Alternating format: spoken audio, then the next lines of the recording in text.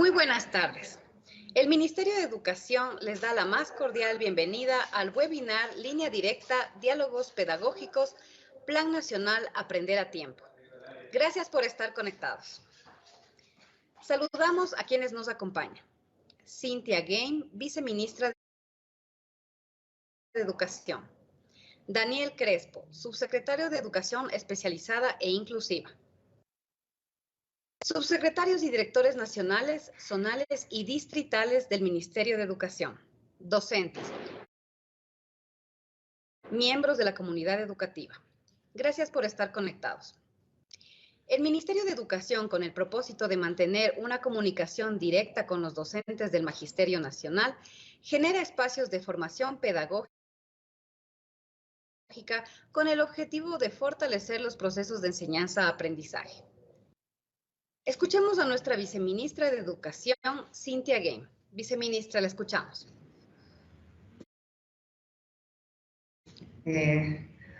Muchas gracias, María Alejandra. Buenas tardes con todos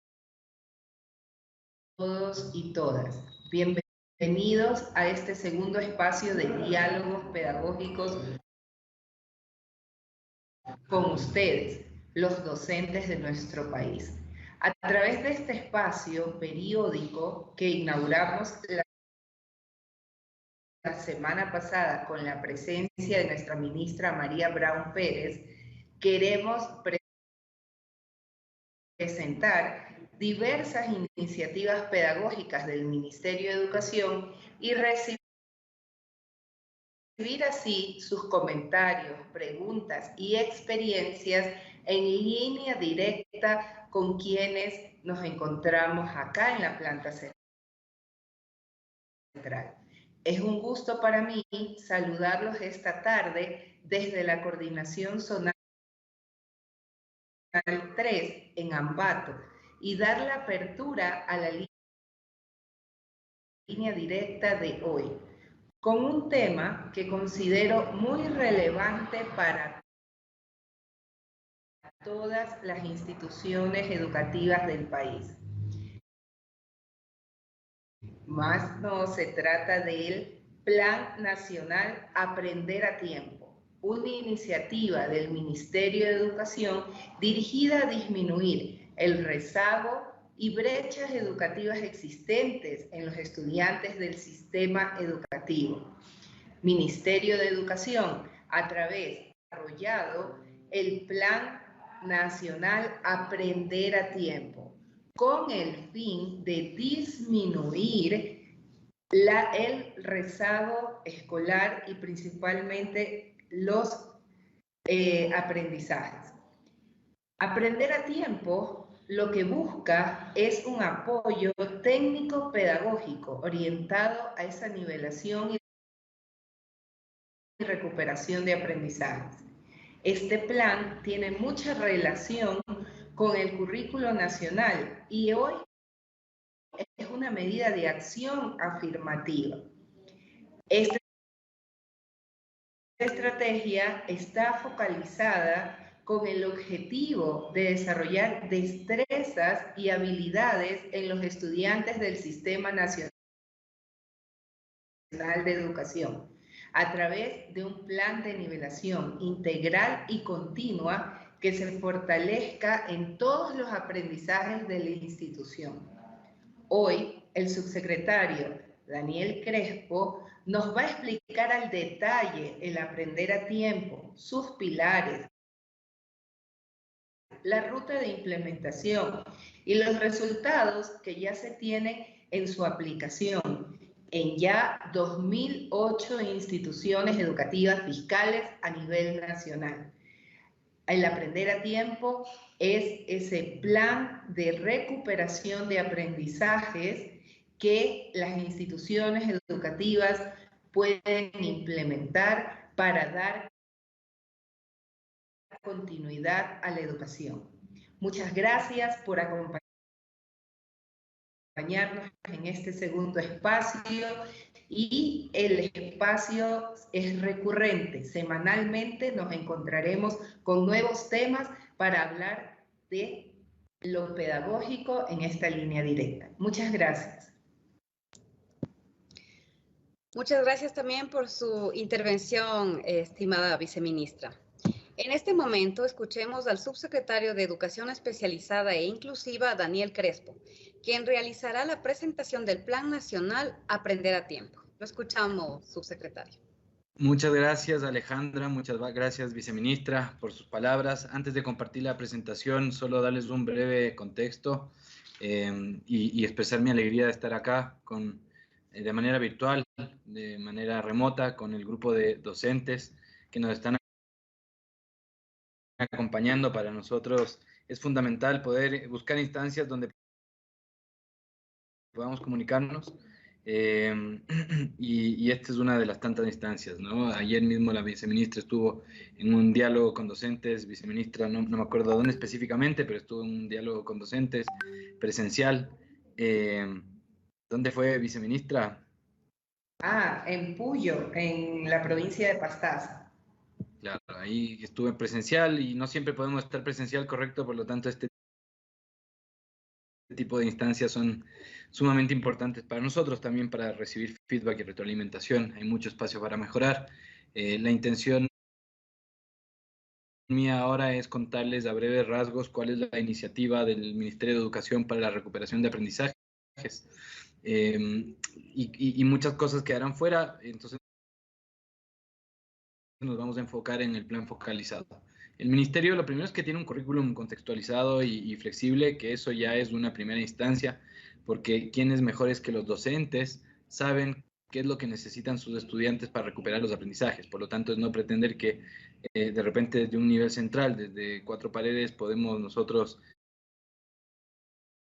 vislumbrar qué es lo que necesita cada territorio. Eso es imposible, por lo tanto, si bien como órgano rector tenemos que dar lineamientos, también tiene que haber mucho espacio para la autonomía y la flexibilidad. En segundo lugar, es momento de poner énfasis y foco. Entonces, este currículum con énfasis en ciertas competencias es fundamental. Yo siempre cuento la anécdota de una conversación que me quedé muy marcado con una directora que me decía que están haciendo de todo y que no tenían resultados, y justo la conversación era, bueno, no es momento de hacer de todo. Entonces, autonomía, flexibilidad y mucho foco, ¿ok? Elegir las batallas porque tenemos mucho que recuperar, poco tiempo para hacerlo. Y lo tercero es un espíritu de que se puede, de que sí se puede, de que poniendo foco, con flexibilidad, con autonomía, podemos recuperar los aprendizajes.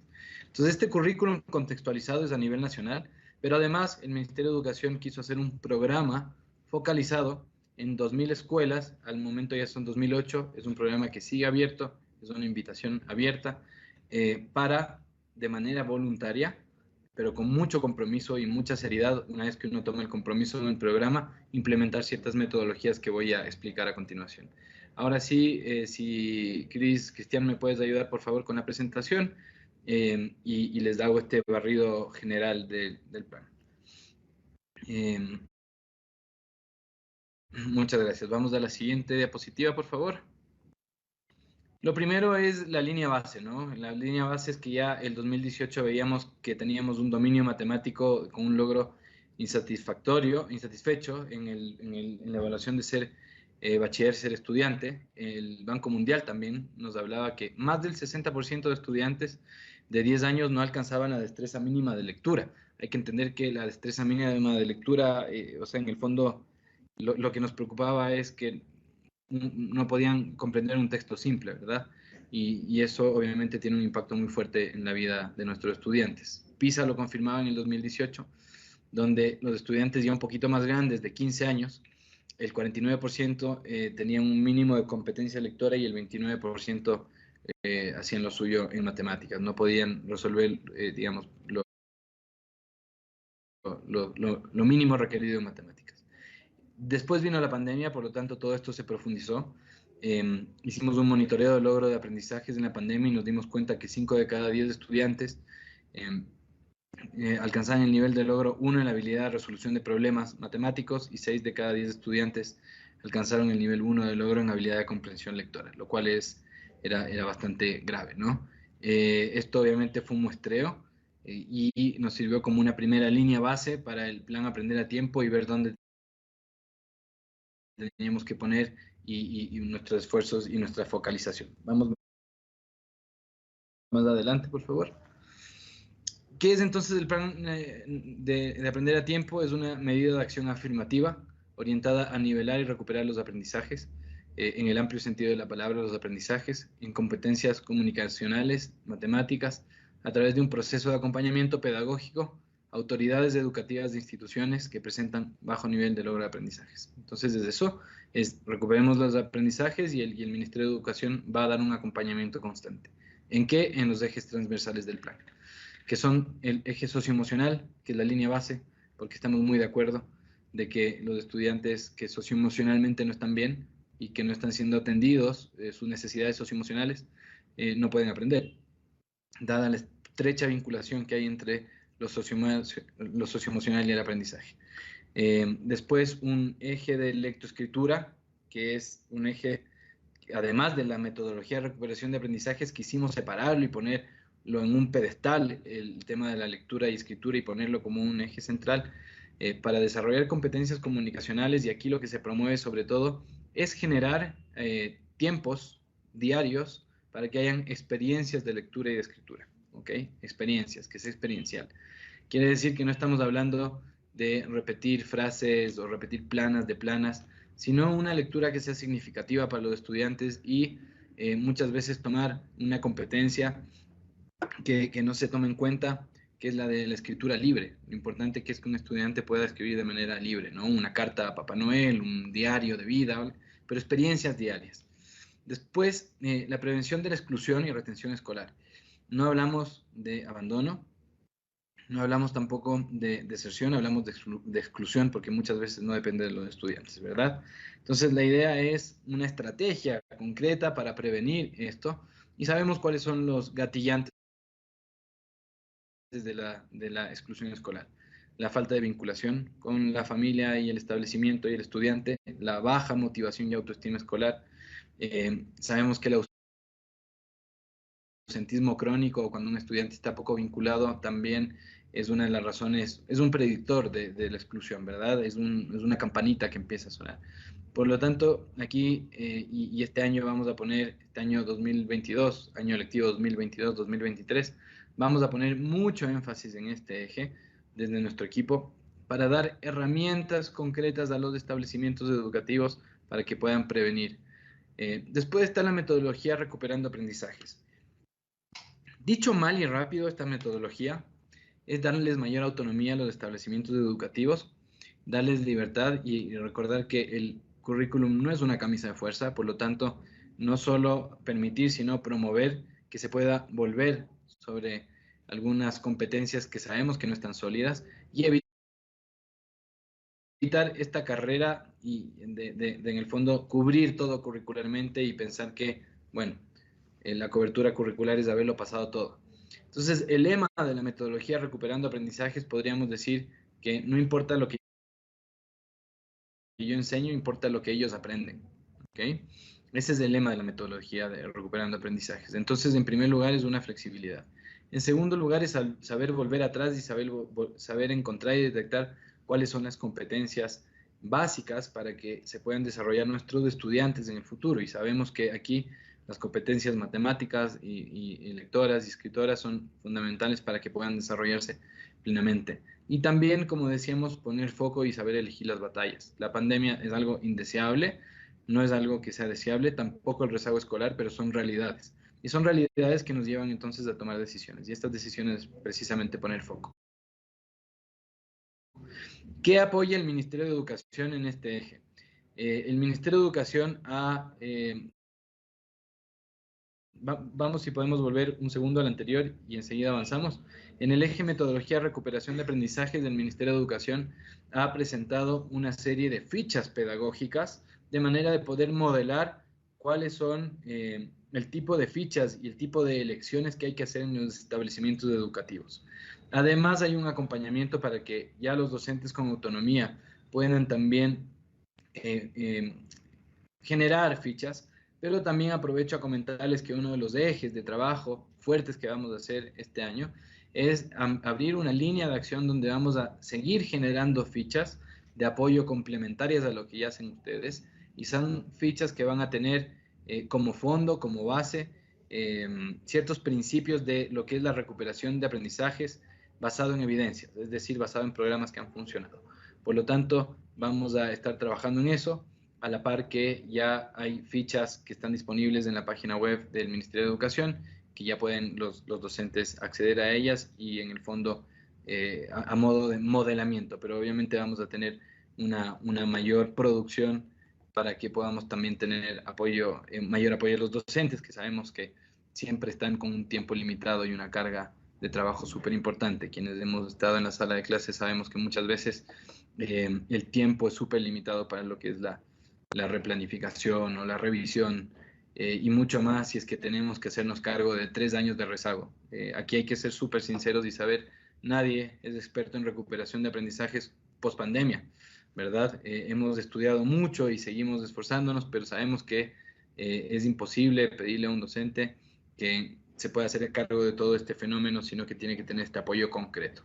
Entonces, por un lado, la flexibilidad, por otro lado, la autonomía, porque quién sabe mejor que el docente dónde le aprieta el zapato a sus estudiantes, ¿verdad? Pero al mismo tiempo ese apoyo con fichas, con capacitaciones y con acompañamiento. Y por último, la insignia, que es el último eje de acción, yo les diría que es mi eje favorito en lo personal, porque en el fondo lo que es volver a generar una moral y una cultura positiva en los establecimientos, es volver a decir sí se puede. Y la verdad es que desde el punto de vista emocional necesitamos de eso, necesitamos que alguien nos diga que se puede, los estudiantes necesitan escucharlo, hemos escuchado las cifras e información catastrófica de lo que ha hecho la no presencialidad y la pandemia en los aprendizajes de los estudiantes, pero es momento también de decir se puede, se puede. Y como vamos a ver más adelante, los primeros resultados preliminares del plan nos han demostrado que se puede. Por lo tanto, en la insignia vamos a trabajar, y esta es la segunda parte del plan que vamos a trabajar con mucha fuerza este año. Vamos a trabajar psicología positiva, refuerzo positivo, mentalidad de crecimiento, altas expectativas de nuestros estudiantes. Entonces es entregar al establecimiento educativo, a sus docentes, a los directores y directoras, herramientas concretas para que puedan motivar a los estudiantes, motivar a la comunidad educativa. Continuamos entonces. ¿Cuáles son las características del plan? Las he dicho varias, solo voy a, por un tema de orden, mencionarlas todas ahora. El refuerzo del aprendizaje, el desarrollo socioemocional, el fortalecimiento de la permanencia escolar, asegurar espacios diarios para la lectura y escritura, contextualizar acorde a las necesidades de cada establecimiento, dándoles mayor libertad y toma de decisiones, y focalizar en las poblaciones más vulnerables. Este punto es muy importante porque nosotros no hablamos de estudiantes vulnerables, hablamos de estudiantes en contextos vulnerables. Y eso es muy importante, es parte de verlos con altas expectativas. No importa de dónde provengan, no importa el tiempo que haya pasado en pandemia y los rezagos que tenemos que saber que nuestros estudiantes con el apoyo adecuado van a poder desarrollar las habilidades que necesitan, ¿no? Y prepararse para la vida. Por las competencias que tenemos, y segundo, porque les vamos a enseñar una competencia que es muy importante, que es aprender a aprender, ser más autónomos. Vamos a la siguiente, por favor. ¿Cuál es el alcance del Plan Nacional? Muy brevemente les había dicho que son 2008 instituciones que voluntariamente están adscritas al plan, voluntariamente pero con un gran compromiso, porque obviamente una vez que ingresa una institución educativa, en el fondo no es mágico, y el efecto de un plan de recuperación de aprendizaje requiere mucho esfuerzo.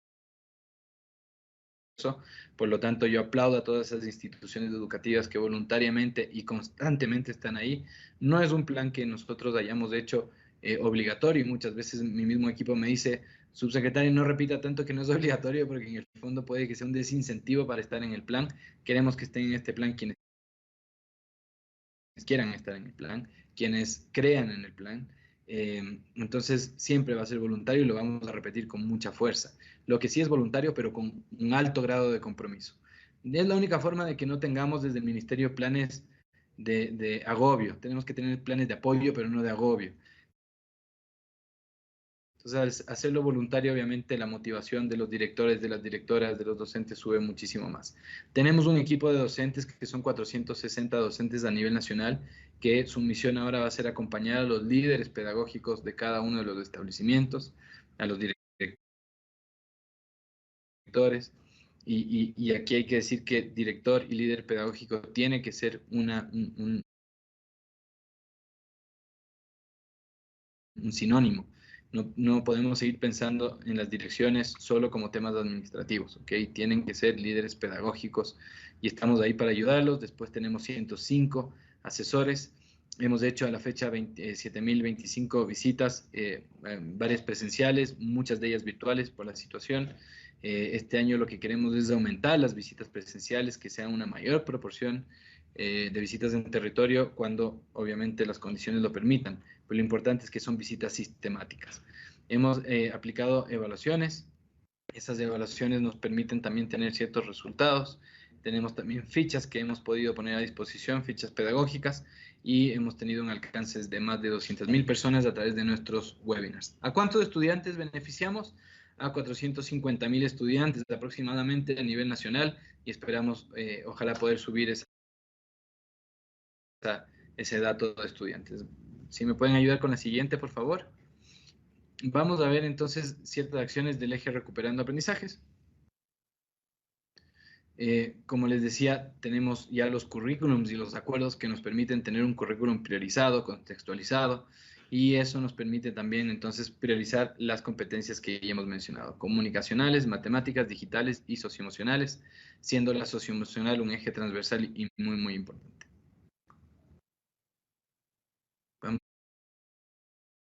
Vamos a la siguiente, súper. El énfasis curricular, como habíamos mencionado, lo que hace es satisfacer justamente las necesidades de la realidad educativa actual, donde es fundamental que se prioricen aquellas destrezas que van a ser importantes para el desarrollo de la vida de nuestros estudiantes.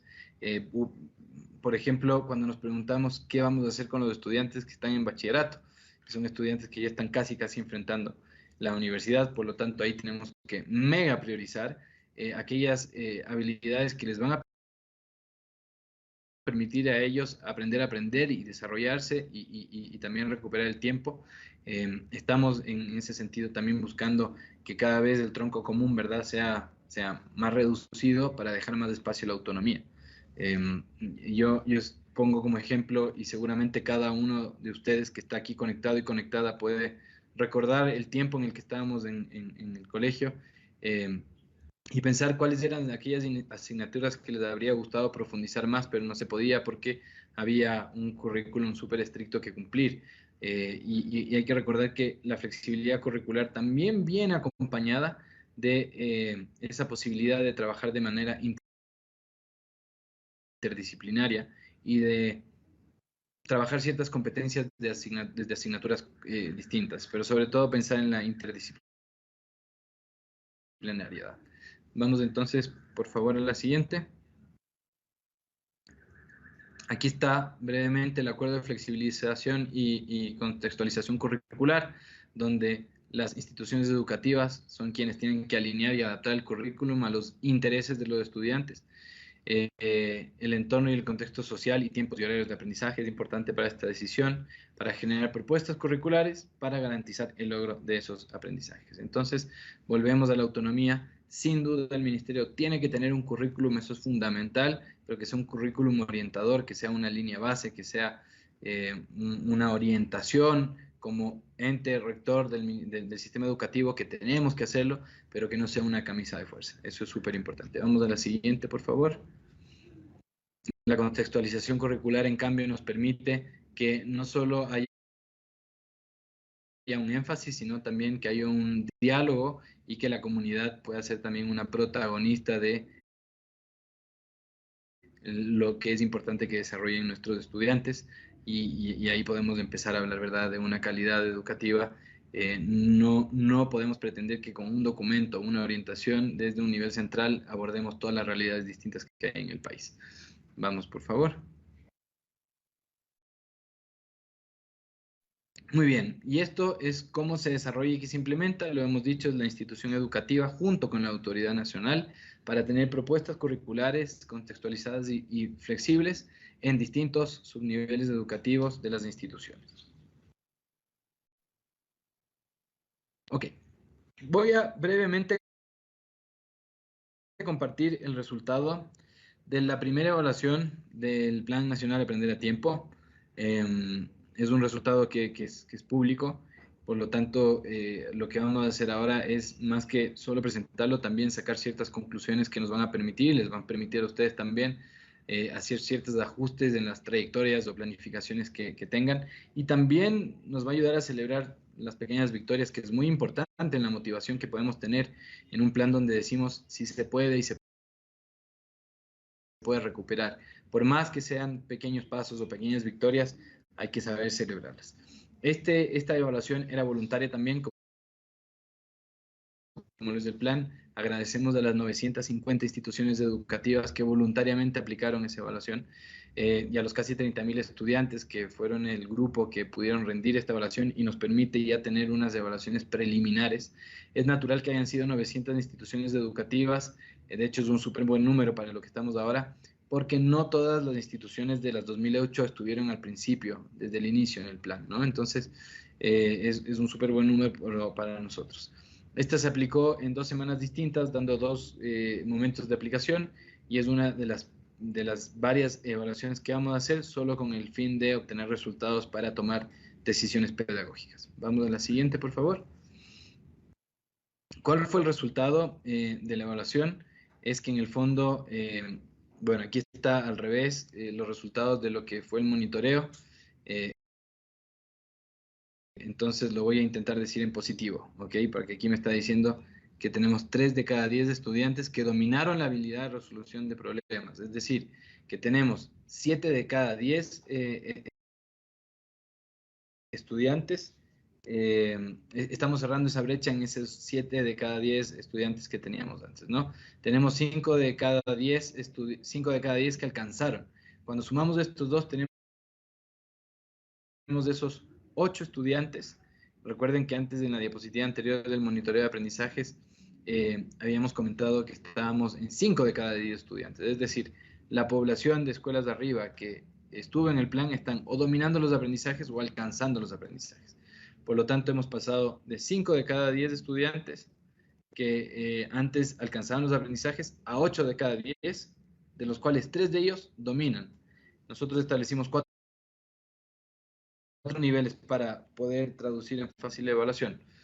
La primera es: los estudiantes están, digamos, no dominan los aprendizajes. La segunda es: están prontos a dominarlos o alcanzarlos, no alcanzan los aprendizajes, están pronto a alcanzarlos. La tercera, perdón, es: alcanzan los aprendizajes, y la última es: dominan, es decir, superan esas expectativas de la evaluación. Entonces, esto es una muy buena noticia. Quiere decir que con foco, con flexibilidad, con el arduo trabajo docente que ha habido y ese compromiso en estas instituciones educativas, hemos visto cómo hubo ese salto. Son resultados preliminares, hay que ser muy cautos en esto, y además hay que acordarse que también son resultados que se pueden comparar, pero no tienen esa línea base, porque en el fondo la primera evaluación de monitoreo de aprendizajes es una evaluación que se hizo, si bien al mismo grupo de instituciones educativas, se hizo en otro momento y también el público pudo haber variado. Por lo tanto hay que ser muy cautos en la lectura de estos aprendizajes, pero de todas formas, encontrar en la población de escuelas de arriba estudiantes que entre dominio y alcanzar los aprendizajes son 8 de cada 10, es una excelente noticia para nosotros, y aplaudimos a esos docentes y a esos directores y directoras que con compromiso han logrado esto. El resultado es igual en comprensión lectora. Alcanzamos 8 de cada 10 estudiantes, lo cual nos tiene muy contentos. En comprensión lectora, la primera diapositiva decía que el monitoreo había encontrado que era 6 de cada 10. Ahí me permito hacer un alcance. El monitoreo de aprendizaje en verdad era de 4 de cada 10. ¿Ok? No era 6 de cada 10. Había un error en esa diapositiva. Por lo tanto, hemos avanzado. Hay mucho camino que recorrer. Esta es una primera evaluación, pero no deja de alegrarnos. Vamos a desagregar rápidamente estos datos. Si seguimos a la siguiente, por favor. Aquí está en matemática, cuando vamos ya viendo por su nivel elemental. el promedio sobre 10 del subnivel elemental fue de 8,33. ¿Ok? Y ahí pueden ver los datos más desagregados para que puedan también ustedes poner ir haciendo doble clic en qué es lo que estábamos midiendo. Por ejemplo, aquí lo que estuvimos midiendo es álgebra y funciones, geometría y medida, estadística y probabilidad, y encontramos un 2% de estudiantes que no alcanzó los aprendizajes requeridos y un 11% que estaba próximo a alcanzar los aprendizajes requeridos. ¿Por qué es bueno esta medición? Porque precisamente nos permite poner énfasis en ese 13% que no alcanzó los aprendizajes o estuvieron próximos a alcanzar los aprendizajes requeridos. Entonces, el plan también nos permite poner foco en atención a los estudiantes. Si seguimos, por favor. Lo mismo, viendo el subnivel elemental en lengua y literatura, tenemos un 8,23 y tenemos un 15% de estudiantes donde tenemos que poner foco, pero nos alegramos mucho por el resto de los estudiantes que pudieron o dominar los aprendizajes o derechamente ya, digamos, los alcanzaron o derechamente ya los dominaron. Sigamos, por favor. Aquí está una dispersión de la evaluación de lengua y matemática. Pueden ver entonces cómo tenemos un porcentaje importante de los estudiantes con esos resultados requeridos y precisamente esa esquina inferior izquierda es donde están esos estudiantes que tenemos que poner foco. Son aquellos puntos que salen del gráfico, ¿verdad? Que salen de la tendencia donde debemos lograr poner ese énfasis. Porque cuando hablamos de nivelación y recuperación de aprendizajes, no solo estamos hablando que la institución educativa tiene que tener una estrategia general, sino que también tenemos que lograr encontrar momentos pedagógicos para que podamos acompañar a esos estudiantes de forma específica. Sigamos, por favor. Vamos rápidamente al subnivel elemental en matemática, donde tenemos un 6,8 de promedio. Ahí está también la escala de calificaciones de un gráfico araña que nos alcanza a ver cómo está la dispersión. Vamos a la siguiente, por favor. En lengua y literatura, lo mismo, un 7,40, esta vez presentado con un gráfico araña. Nos vamos dando cuenta, y esta es una de las conclusiones que hemos ido sacando, es que a medida de que en el fondo los estudiantes son más grandes, mucho más difícil la recuperación de aprendizaje, por lo tanto también el énfasis tiene que estar ahí en mayor flexibilidad todavía, mayor autonomía y también poder elegir qué específicamente van a desarrollar esos estudiantes. Y mientras más pequeños fueron en las evaluaciones, mejores fueron los resultados y mayor fue el salto de la brecha. Obviamente la brecha de matemáticas se cierra con más velocidad que la brecha de lengua y literatura, pero ahí está este eje que mencionábamos y asegurar estas experiencias diarias de lectura y de escritura, y que sean experiencias y recordar que no sea la responsabilidad solo de un docente, sino de toda la comunidad educativa. Vamos a la siguiente, por favor, donde tenemos ya la dispersión de la evaluación de lengua y matemáticas para el subnivel de media. Ahí sí me pueden confirmar las dos últimas diapositivas, acabo de ver que decía elemental también, y no sé si estábamos presentando media, si me pueden confirmar quizá Clau ahí en esa presentación, para que los docentes que nos están acompañando puedan ver, no tengamos ninguna duda. Pero aquí está la dispersión, en todo caso, a modo de resumen, de la evaluación de lengua y matemática, del subnivel media, donde volvemos a encontrar este porcentaje pequeño, pero importante, de estudiantes que no alcanzaron los aprendizajes requeridos, y tenemos ya la mayoría de estudiantes en que están alcanzando los aprendizajes requeridos. Vamos a la siguiente, por favor. Ok, entonces aquí estamos viendo el subnivel elemental, es superior. Lo que pasa es que abajo... Ok, perfecto. Lo que pasa es que dice el promedio de matemáticas de las instituciones en el subnivel de elemental es 6,54, pero estamos viendo el nivel superior. Entonces aquí estamos viendo la escala de calificaciones de la evaluación estudiantil, que es lo que estamos viendo aquí, nuevamente álgebra y funciones, geometría y medidas, y estadística y probabilidad, donde podemos ver un porcentaje importante de estudiantes que no alcanzaron los aprendizajes requeridos, pero el promedio, sin embargo, es inferior. ¿Sí? ¿Me confirma que estoy en lo correcto? Ok. Les pido mil disculpas. En la última palabra, en el fondo, es donde está el error, pero en la esquina superior derecha es donde está la información correcta que nos permite ver a qué subnivel nos estamos refiriendo. Nos estamos refiriendo al subnivel de educación superior. Aquí vemos que tenemos el 56, digamos, tenemos la mayor proporción en los que alcanzan, pero tenemos en este caso ese número 44 que nos da cuenta que hay un gran número de estudiantes que están próximos a aprender, a alcanzar los aprendizajes. Entonces ya aquí se demuestra lo que les comentaba antes, que la brecha entre los más pequeños y los más grandecitos, nos damos cuenta que son los más grandes a quienes les está costando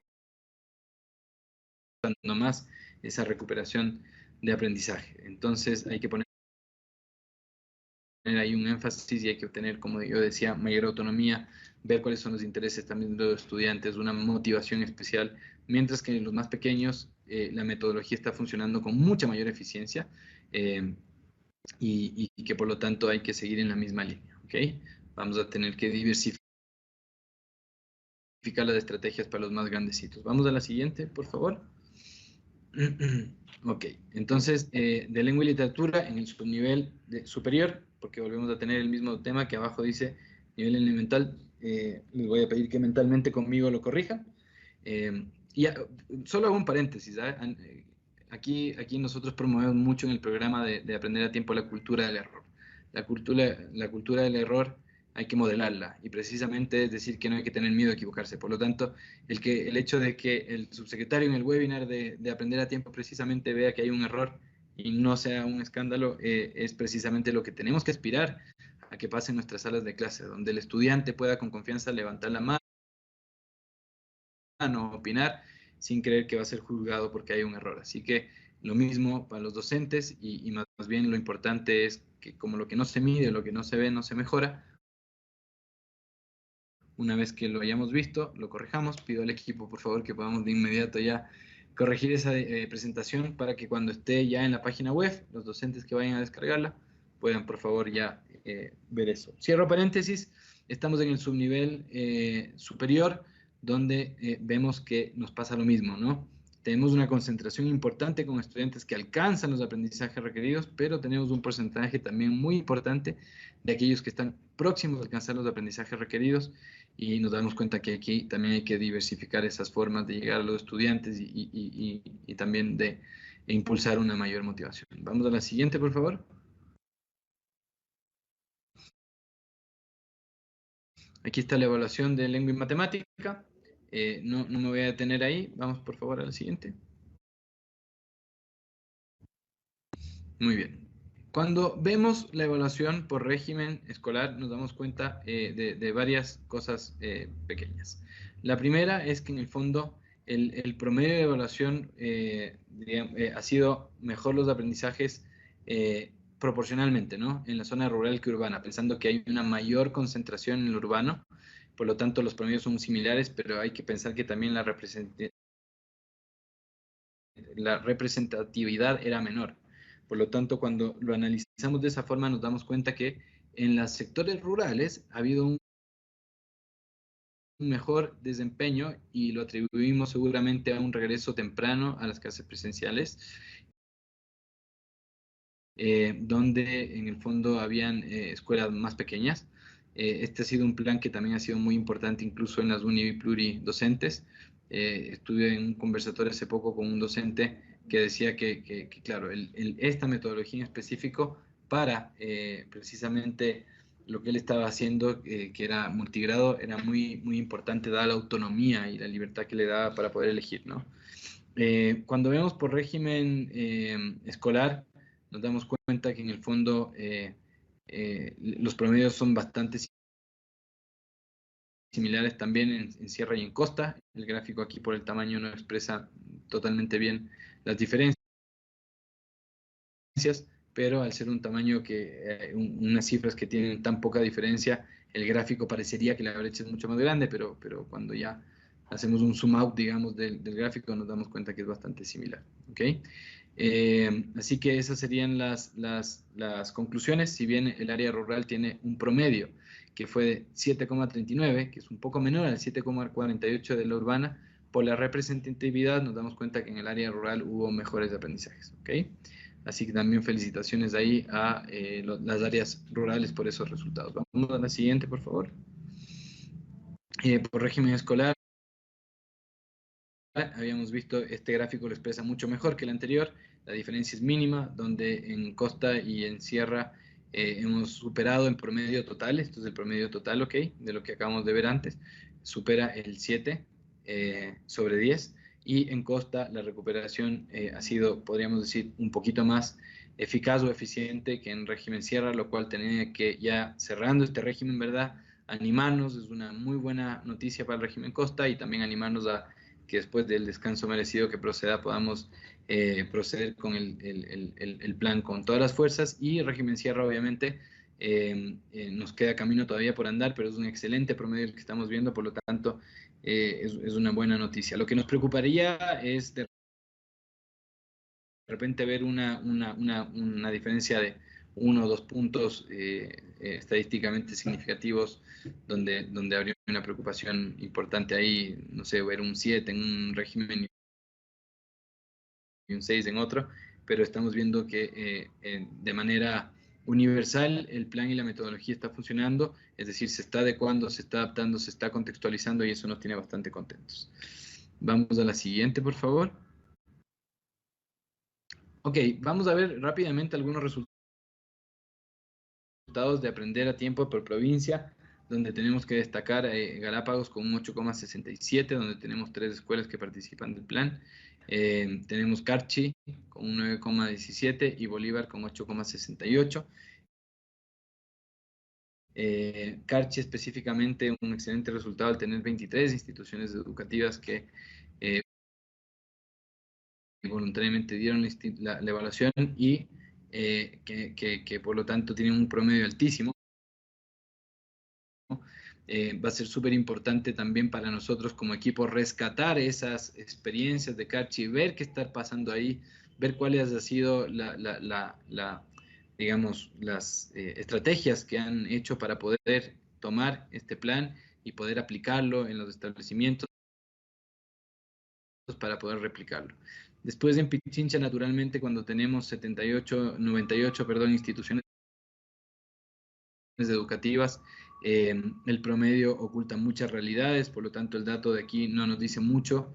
Hay que ver, seguramente tenemos algunas instituciones que están con resultados más bajos que el 7, otras que están arriba, y esto es solamente un promedio. Lo mismo nos pasa con Orellana, que tiene 83 instituciones. En Zamora, en cambio, solo tenemos 33 instituciones. Hay que recordar que está en rojo, siendo aún un resultado positivo. O sea, estamos por sobre el 7 en la primera evaluación que hemos hecho. Por lo tanto, hay que poner foco, sin duda, pero no es un mal resultado para nada. Al contrario, es un excelente resultado. Por lo tanto, ¿por qué estamos mostrando estos resultados? Me parece que esta es la última diapositiva. Quizá ya podemos... muchas gracias. Vamos a sacar la presentación y solo unas reflexiones finales. ¿Por qué la importancia de presentar estos resultados? Por lo que les decía, es importante celebrar las pequeñas victorias. Vemos que aquí ha habido un avance importante. Vemos que los resultados son incluso mejores de lo que esperábamos. Felicitar a los docentes, recordar que poniendo foco, trabajando lo socioemocional, aceptando ese apoyo y seguimiento de parte del programa, se pueden hacer cosas muy importantes.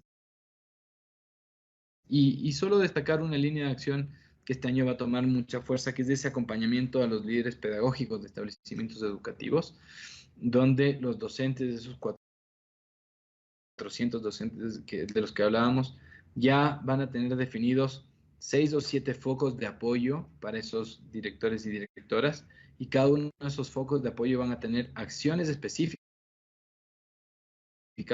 de manera que tengan una ruta de acompañamiento, es decir, no sea un acompañamiento que tengan que estar, digamos, reinventando cada vez, sino que sea una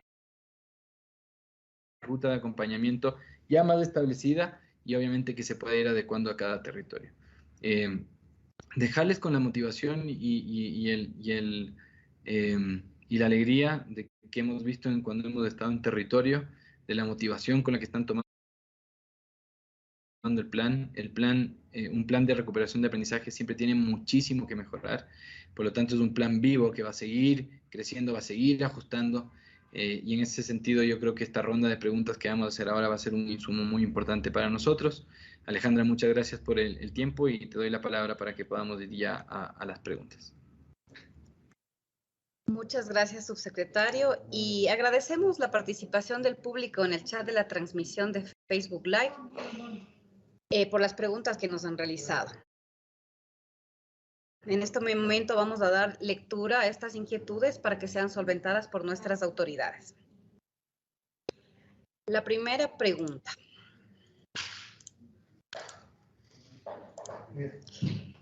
¿En qué consiste el acompañamiento que realizan los docentes a las instituciones educativas Aprender a Tiempo? ¿Va a ser esa pregunta de la viceministra o a mí, Alejandra? Perdón. Empecemos por la viceministra y vamos intercalando. Ok, súper. Gracias, Dani. Dentro de todo lo que Daniel ha explicado con mucha claridad en los logros que se van alcanzando, dependen mucho de ese acompañamiento. Ese acompañamiento que él lo explicó entre los docentes que acompañan al líder y al estudiante en periodos cortos. Al revisar el lineamiento, ustedes van a poder encontrar que el acompañamiento es de 30 minutos al día, tiene un proceso que comienza con la identificación, con el poder tener ese acercamiento al estudiante por los primeros 15 días y no necesariamente aplicar una evaluación diagnóstica física, sino más bien conocer al estudiante desde cuáles son esas destrezas que ellos tienen que complementar. Además de todo este proceso de gestión de acompañamiento con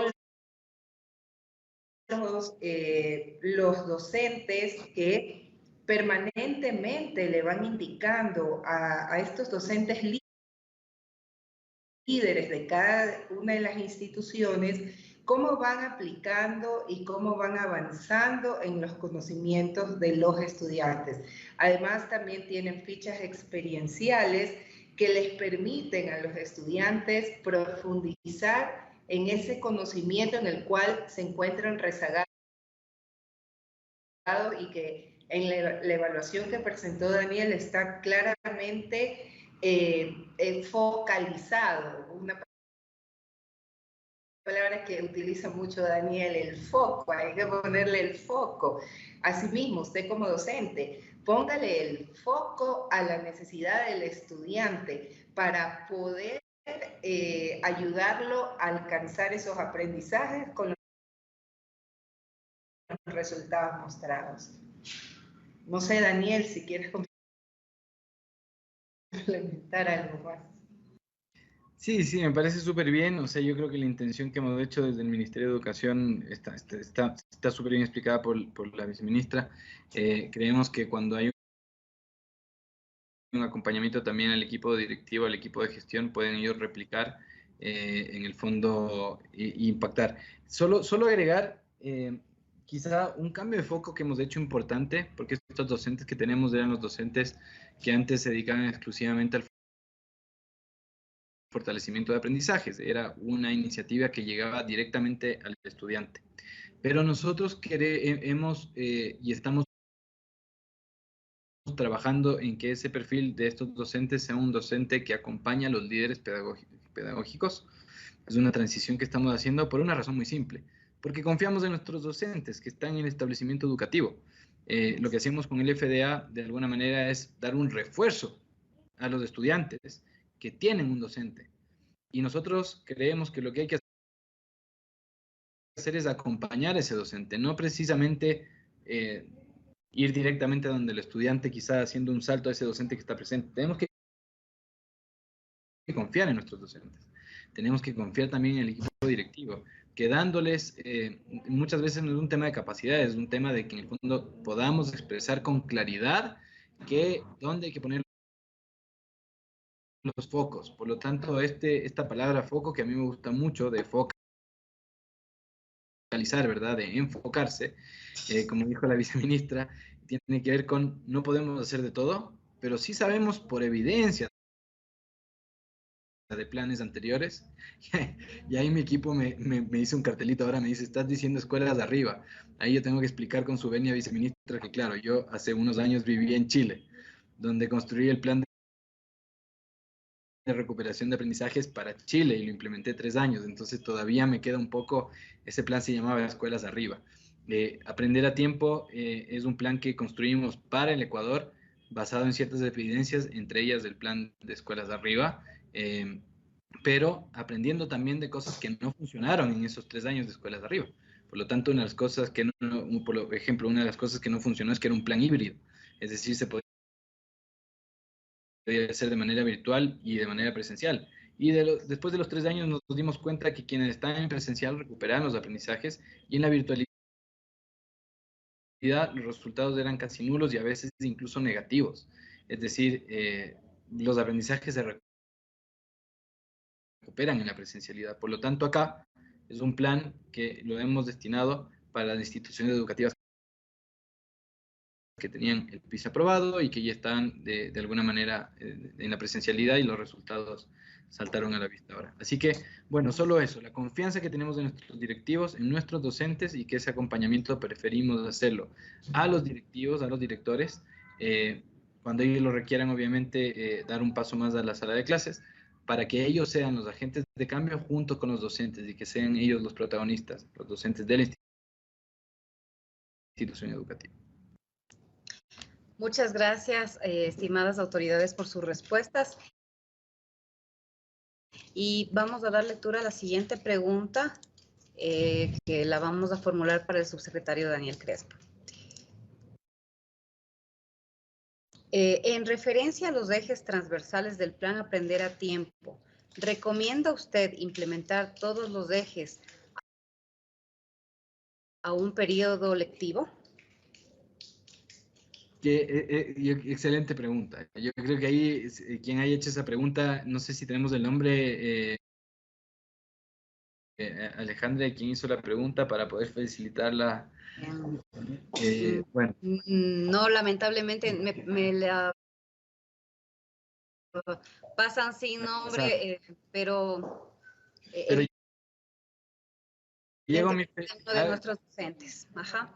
Válgase la felicitación a quien haya hecho esa pregunta. Es que es una muy buena pregunta porque precisamente hemos dicho no hay que hacer de todo. La recomendación ahí es que en el fondo se pueda implementar los ejes que ustedes, según la realidad del establecimiento educativo, creen que se puedan hacer. Alguien va a decir, yo puedo implementar los 5, porque resulta que en 3 ya estoy muy avanzado o muy avanzada, y alguien va a decir, chuta, en verdad no estamos por ese lado, estamos muy enfocados en lo administrativo y tenemos un rezago muy grande. Por lo tanto, queremos implementar el eje de lectura y la metodología, ¿ok? También hay que entender que no todos los ejes tienen que ser implementados con la misma dedicación. Yo siempre recomiendo que haya lo socioemocional, en cierto grado, siempre la insignia, o sea, hay que estar motivando, hay que estar trabajando lo socioemocional,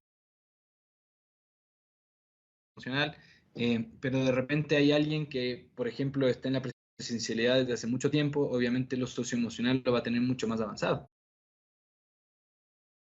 ¿verdad? Pero alguien que está ahora aterrizando en la presencialidad va a tener que ese eje ponerlo como una prioridad. de otra manera los otros ejes van a ser difíciles de implementarlo. Y quizá la reflexión es aquí de decir que no importa qué eje elijan, no se van a equivocar, porque todos los ejes gatillan los otros. Esto es como efecto uva o efecto cereza, que yo saco una uva y salen 3 más o 4 más, ¿verdad? Esto es igual, es igual. En el fondo, la respuesta va a depender de la realidad que ustedes tengan. Aprovecho a comentar algo breve del acompañamiento que estamos planteando para este año. El acompañamiento el año pasado era más general. Este año queremos que ese acompañamiento sea también por eje. Es decir, primero que sea periódico, quincenalmente, como hemos ido planteando, o mensual en algunos casos, y digamos, no sé, Alejandra, digamos que tú eres la directora, ¿verdad?, del establecimiento educativo y estamos en el acompañamiento. Yo puedo decirte, Alejandra, cuál de estos 5 ejes vamos a elegir para trabajar ahora en el acompañamiento. Independiente que tú puedas estar trabajando más de uno, pero ok, vamos con el socioemocional, perfecto, despleguemos las acciones que propone el ministerio para lo socioemocional. Entonces elegimos una acción y una acción que podamos implementarla dentro de un periodo breve, de 15 días. Son acciones del tamaño de un bocado, porque si no, no se pueden concretar. Así, cosas así como generar un plan multianual de acompañamiento y contención y apoyo socioemocional, con no sé qué. Eso está muy bien como paraguas, pero esto tiene que ser cosas concretas. Por ejemplo, actividad lúdica con los estudiantes. Así de concreto. Entonces, esas acciones vamos a ir proponiendo nosotros también. Muy bien, muchas gracias, subsecretario, por su respuesta. Vamos con la siguiente para la viceministra Cynthia Game. ¿Cuánto tiempo dura la implementación del plan Aprender a Tiempo en cada institución educativa? Bueno, algo muy interesante y que lo he visto también en estas visitas a territorio donde he conversado directamente con los docentes que están aquí, muchos quizás hoy desde sus instituciones educativas antes de salir de sus horarios de clase, dialogando y compartiendo ese foco importante para poder aprender. El plan, realmente como lo explicaba Daniel, no necesariamente tiene 1 mes, 2 meses, 3 meses. Va a depender, como lo dijo, de 2 ejes principales. Primero, ¿qué es lo que hemos identificado en nuestros estudiantes para poder avanzar en estas habilidades, en estas destrezas que ellos necesitan focalizadas, ya sea comunicacional o matemática? Y segundo, no funciona en una forma muy rígida en el tiempo, sino más bien en la creatividad y las decisiones pedagógicas que el docente tome para poder implementar, como Daniel lo explicaba, o sea, esos nombres rimbombantes quizás no me lleven a una explicación concreta, pero estaría más enfocada a que cada docente hoy, estoy segura porque he conversado con ellos en territorio, tienen claro las dificultades, las falencias de sus estudiantes. Y lo principal es que ellos puedan aplicarla en el tiempo que fuese necesario alcanzar esos aprendizajes. La creatividad es el segundo elemento y la disposición para poder ser libre, flexible y priorizar el aprendizaje de los estudiantes con pertinencia. Listo, muchas gracias, viceministra, por su respuesta. La siguiente pregunta para el subsecretario Daniel Crespo sería, ¿qué requisitos debe tener una institución educativa para formar parte del plan Aprender a Tiempo? ¿Y cómo fue el procedimiento para aplicar la primera evaluación del plan Aprender a Tiempo? Los requisitos es muchas ganas, ¿no? O sea, en el fondo es querer, nosotros no estamos haciendo ningún tipo de discriminación o selección. Naturalmente, cuando empezamos con este plan estaba el apuro de implementarlo por la urgencia y invitamos focalizadamente, vuelvo a la palabra focalizada, a 2.000 instituciones educativas, que después de un análisis vimos que eran las instituciones que más necesitaban un apoyo de parte del ministerio, ¿ok? Cuando uno tiene recursos limitados, ¿verdad? En el fondo tiene que también tomar elecciones. Entonces fue, ok, acompañemos a las 2.000 para que puedan salir de esa situación y después podamos seguir con 2.000 más. Ahora, el plan se va armando de a poco y estamos muy contentos y esperamos que esto sea una política de Estado y no de gobierno, es decir, que en el fondo pueda tener una continuidad a lo largo del tiempo. Y lo que hemos visto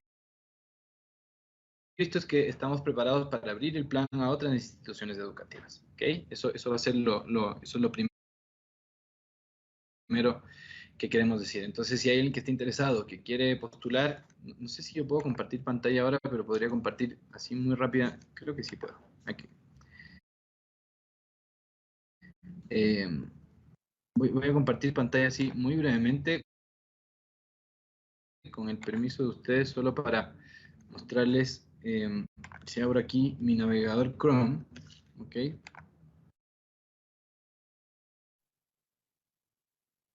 Esperemos no se abra mi WhatsApp, digamos, pero aquí está Aprender a Tiempo, que lo busqué hasta hace poco.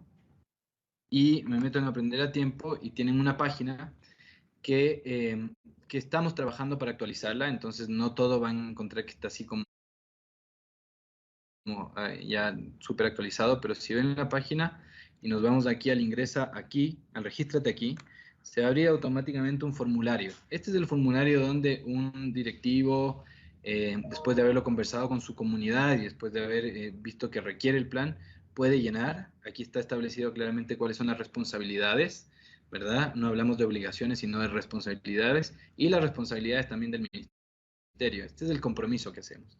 Entonces, esto es, uno llena esto, lo envía, esto lleva una base de datos que tenemos nosotros y después de que lo hayan enviado van a ser contactados por uno de los docentes, ¿ok? Entonces el ejercicio ahí van a pedir ciertos datos, pueden también poner el dato mismo del director para que participe en los grupos de WhatsApp que vamos a formular a nivel regional, eso es importante para generar redes de apoyo también. Y bueno, aquí está el resto del plan explicado donde hay ciertos servicios, hay un calendario.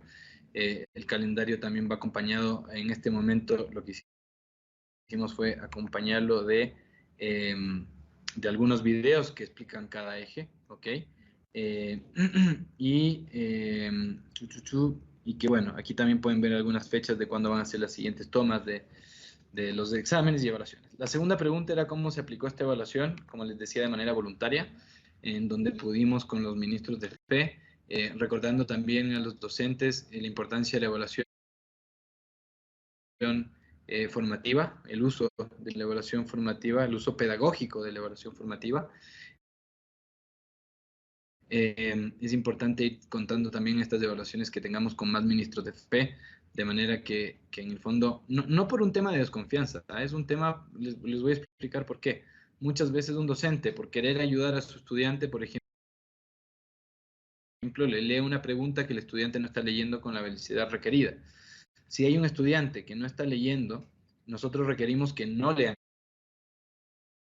en la evaluación. O sea, no que en el fondo le vaya mejor de lo que, porque si no, no tenemos la información para mejorar. Por lo tanto, ahí también hacer un llamado a los docentes, recordar a los ministros de FE, que son nuestros docentes que van a estas evaluaciones, que es súper importante que dejar a los estudiantes aplicar la evaluación para que tengamos digamos, tengamos más, la información sea lo más certera posible. Así que bueno, así es como la aplicamos presencialmente. No sé si por ahí va la pregunta, pero fue una evaluación presencial. La vamos a seguir aplicando de manera presencial. Va a seguir siendo voluntaria. Vamos a tener ministros de FE para ir apoyando. Vamos a seguir guiando y apoyando a nuestros docentes para que sepan cómo aplicarla. Pero muy importante que refleje cómo estamos. Aunque la siguiente evaluación veamos que los resultados bajaron y nos dé mucha pena, que espero que no sea así, porque yo creo que nos va a ir muy bien en la siguiente, pero que podamos tener la información verídica para saber dónde vamos a poner digamos, el énfasis. Muchas gracias, subsecretario. Y tenemos una pregunta de Helen JM, tenemos la suerte de que sí nos pusieron el nombre esta vez, y es ¿en qué consiste el eje insignia y si este plan puede ser aplicado a educación inicial y preparatoria?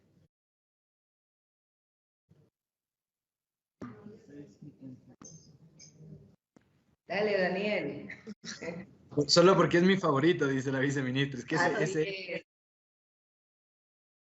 yo creo que es su favorito y tiene una gran carga emocional que es muy importante darle énfasis.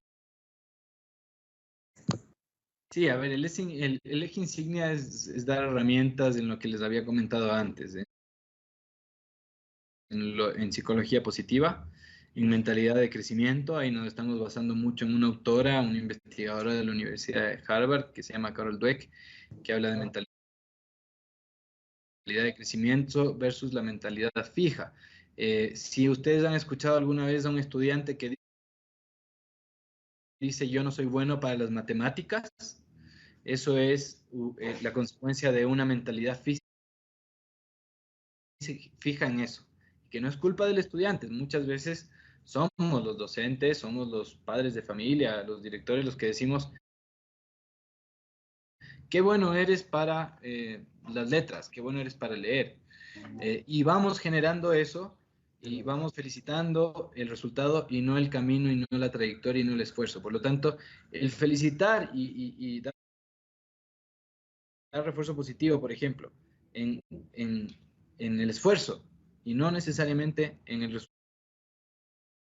resultado, es una de las vías para llegar a una mentalidad de crecimiento.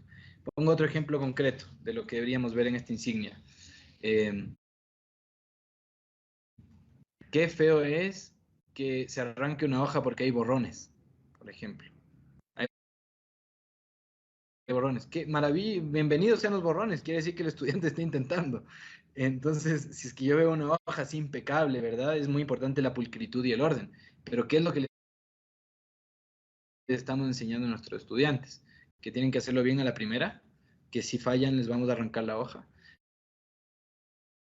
Entonces, el sello insignia o insignia de aprender a tiempo tiene que ver con eso, con ir desarrollando ciertas destrezas también en la comunidad educativa para favorecer la motivación de los estudiantes, para favorecer el refuerzo positivo, la cultura del error, las altas expectativas. Las altas expectativas es uno de los gatillantes de los buenos resultados en las instituciones educativas.